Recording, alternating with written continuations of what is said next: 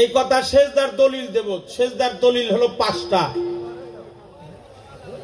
একটা ছাত্র তার মাস্টারকে তাজিম করতে পারবে, তাজিমি সেজদা করতে পারবে।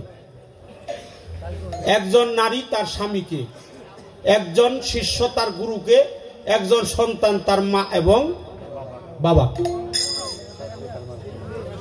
তাজিম সেজদার মালিক হলো পৃথিবীতে একমাত্র আল্লাহ।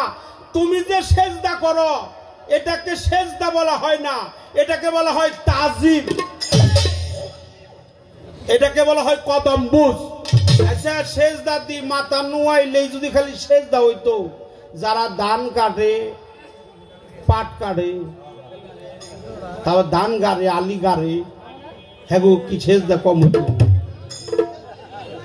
সারা দিন পুরো খালি সেজদাই দিত।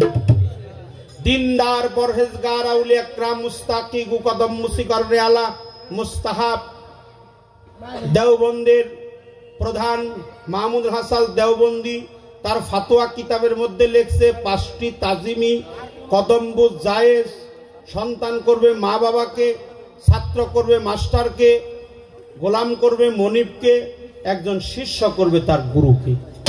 এটা আল্লাহর কোরআন, পবিত্র কোরআন, মহা পবিত্র কোরআন। পবিত্র কোরআনের সূরা ইউসুফ 100 নম্বর আয়াত কয়ে দিলাম, ভালো করে খুঁজে বাইরে নিয়ে।